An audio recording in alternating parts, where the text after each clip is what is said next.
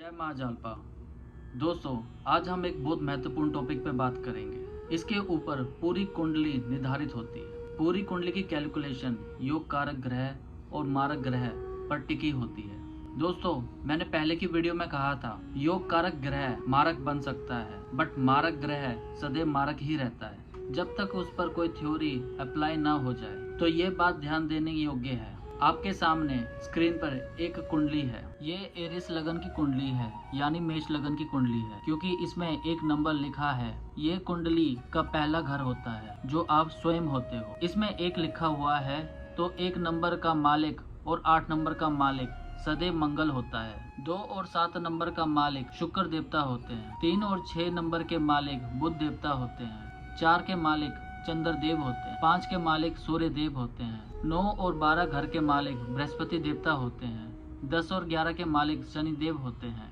ये ऑलरेडी हम पहले भी पढ़ चुके हैं और इस वीडियो का लिंक मैंने डिस्क्रिप्शन पे दे दिया है। अब इसको हमें अप्लाई करना है, तो कैसे करना है तो ध्यान से देखें। ये कुंडली का लगन है, इसको पहला घर कहते हैं। कुंडली में मंगल देवता को सुप्रीम पावर आ गई। मंगल देवता इस कुंडली के एज अ चीफ मिनिस्टर हो गए, जिनके पास 1 और 8 घर भी आया। ये इस कुंडली के सबसे योग कारक ग्रह बने। लेकिन अभी हम प्लेसमेंट की बात नहीं कर रहे हैं, वो हम आगे जाके बात करेंगे। पहले आप इस कुंडली को देखें, क्योंकि इस कुंडली में मंगल कहीं भी पड़ा हो सकता है। मंगल देवता ने शुक्र देवता को क्या दिया?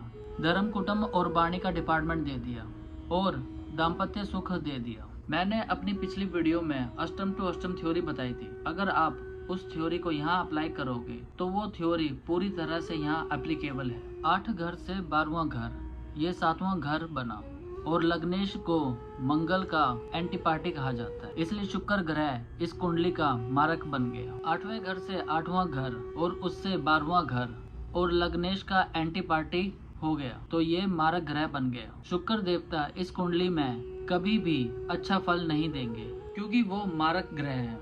मंगल देव ने बुध देव को क्या दिया? उसको तीसरे और छठे घर का मालिक बनाया। ये डिपार्टमेंट, तीसरा और छठा डिपार्टमेंट बुध देवता को दिया। ये दोनों ही डिपार्टमेंट गड़बड़ डिपार्टमेंट है।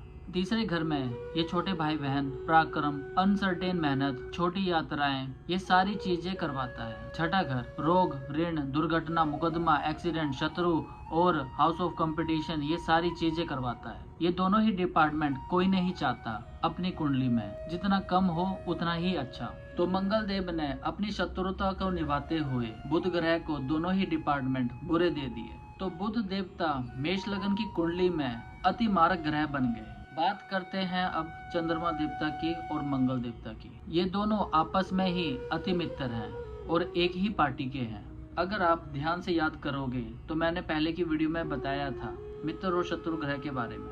मित्र और शत्रु का चार्ट आपको समझाया। सूर्य, चंद्रमा, मंगल, बृहस्पति एक ही कैटेगरी में थे।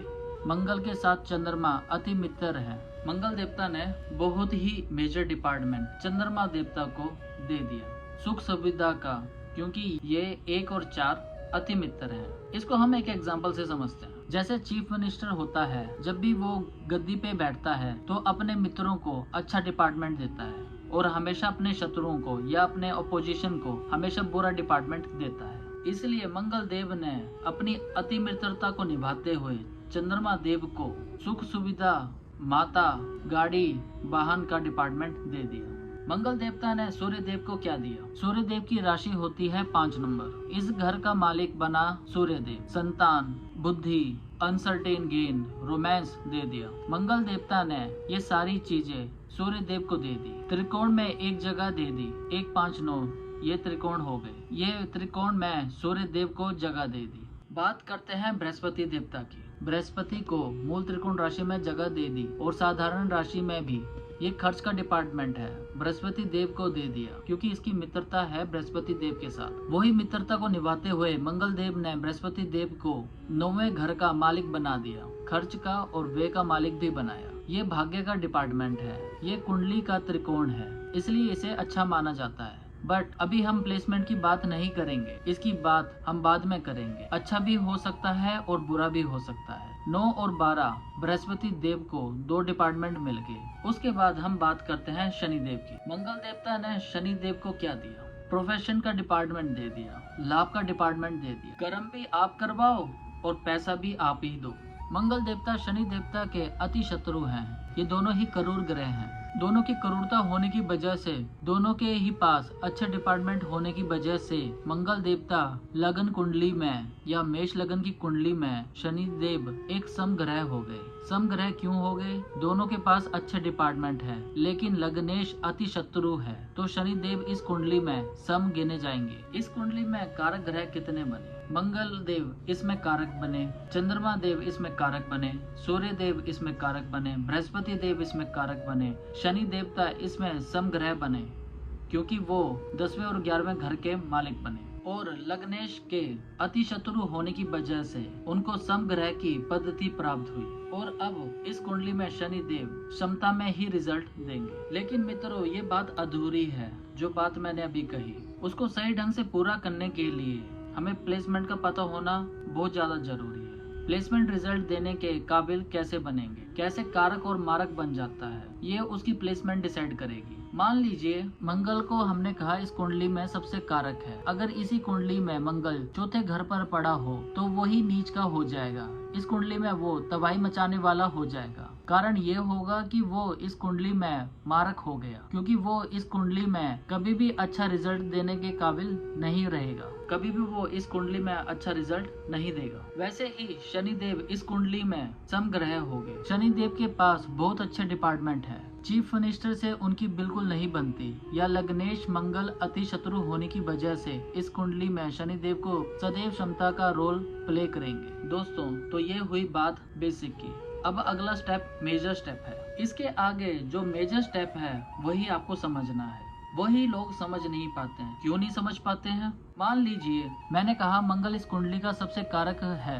मंगल उठ के चौथे घर पर बैठ जाए, चौथे घर में या चौथी राशि में, यहाँ मंगल नीच का हो जाएगा। कभी भी पूरी कुंडली में अच्छा फल नहीं देगा, सबसे मारक ग्रह बन जाएगा, क्योंकि उसकी प्लेसमेंट गड़बड़ हो गई, क्योंकि वो यहाँ नीच का हो जाएगा। माता से परेशानी, दाम्पत्य सुख से परेशानी, कामकाज में परेशानी, लाभ में परेशानी। और यहाँ किसी ने आपको एरीज लगन का या त्रिकोण का पेंडेंट पहना दिया तो आपका सत्यानाश हो जाएगा। अब बात करते हैं हम सूर्य देव की। सूर्य देवता लगन कुंडली में यहाँ 7वें घर पर आ जाए तो उस शख्स का कार्तिक का जन्म हो जाएगा। उसको रूबी नहीं पहनना है, उसको कार्तिक का पूजन करवाना पड़ेगा। और किसी पंडित ने 1-5-9 का फॉर्मूला लगा के उसको पेंडेंट पहना दिया तो उसका नुकसान तय है। संतान से प्रॉब्लम, मेंटली डिस्टर्बेंस, स्टमक में प्रॉब्लम, अनसर्टेन लॉसेस। यहाँ नीच का हुआ तो पूरे दाम्पत्य सुख में प्रॉब्लम, पार्टनरशिप में प्रॉब्लम, वेजेस में प्रॉब्लम। यहाँ नीच की दृष्टि लगन में पड़ी, आपकी स्वयं की हेल्थ में प्रॉब्लम।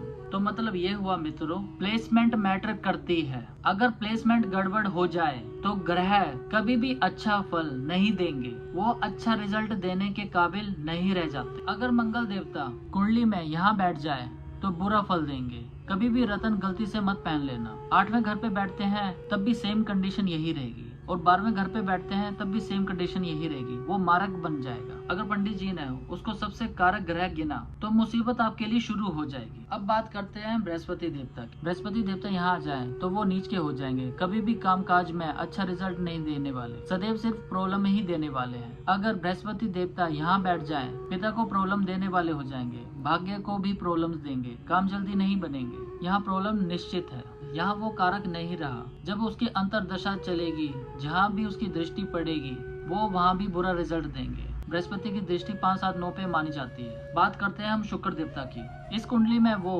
मारक हैं, सदैव वो मारक ही रहेगा। मान लीजिए लगन में पड़ा हो, अपने घर को देख रहा हो, अपनी दशा और अंतरदशा में जल्दी से कोई काम नहीं होने देगा। बुध देवता पूरी कुंडली में कहीं भी चले जाएं, जब तक बुध देवता पे कोई थ्योरी अप्लाई नहीं हो रही हो तो वो सदैव बुरा ही रिजल्ट देंगे, क्योंकि इस कुंडली में सबसे ज्यादा अति मारक ग्रह बुध देवता बनता है। कामकाज में आ जाए या लगन में आ जाए, हर घर को नुकसान देने वाला है। माता के घर में पड़ा हो तो माता को नुकसान, पत्नी के घर पे पड़ा हो तो पत्नी को नुकसान, कामकाज में पड़ा हो तो कामकाज को नुकसान, पिता के घर पर पड़ा हो तो पिता को नुकसान, लाभ में पड़ा हो तो लाभ को नुकसान, परिवार में पड़ा हो कला कलेश का नुकसान, क्योंकि इस कुंडली में वो सदैव मारक ही रहने वाला है। बात करें सूर्यदेव की। सूर्यदेव लगन में बैठे हो तो वो बड़ा अच्छा रिजल्ट देने वाले हैं। सूर्यदेव यहाँ बैठे हो सदैव बुरा रिजल्ट देने वाले हैं। क्यों? क्योंकि प्लेसमेंट मैटर करती है। पंचम लॉर्ड छठे घर में बैठ जाए, संतान सुख नहीं होने देगा।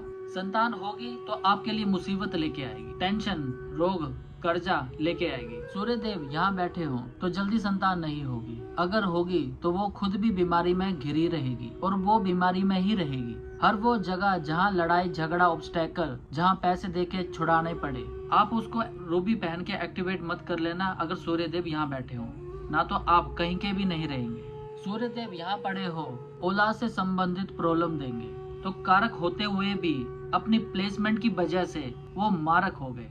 सूर्य देव यहाँ पड़े हो तो अच्छा हो गया, पिता के लिए अच्छा हो गया। सूर्य देव यहाँ पड़े हो कामकाज के लिए अच्छा हो गया। सूर्य देव यहाँ पड़े हो तो लाभ के लिए अच्छा हो गया। प्लेसमेंट मैटर करती है मित्रों, सदैव इस बात को याद रखना। जाने से पहले मैं आपको tip of the day they दूं। हमारे घर पर बहुत सी नई नई चीजों का लाने का रिवाज होता है, जरूरत भी होती है। थोड़े टाइम के बाद वो चीजें पुरानी भी हो जाती हैं, जैसे बेड लाना, सोफा लाना, घड़ी, ज्वेलरी, कोई भी चीज लानी हो। सदैव जो चीज थोड़ा लंबा चलानी हो, 2-4 साल का पीरियड मान के चलो, सदैव वीरवार को या शुक्रवार को ही लाएं, क्योंकि थर्सडे देव गुरु का दिन माना जाता है और फ्राइडे दानव गुरु का माना जाता है। तो आपने जो भी अपने घर पे चीज लंबे समय के लिए चलानी हो तो सदैव गुरुवार या शुक्रवार के दिन ही लाएं। ये दोनों ही दिन गुरुओं के दिन माने जाते हैं। अगर आप इन दिनों पे कोई सामान खरीदते हैं तो वो चीज नॉर्मल से ज्यादा दिन चलती है। दोस्तों, आज हमने समझा मेष लगन की कुंडली में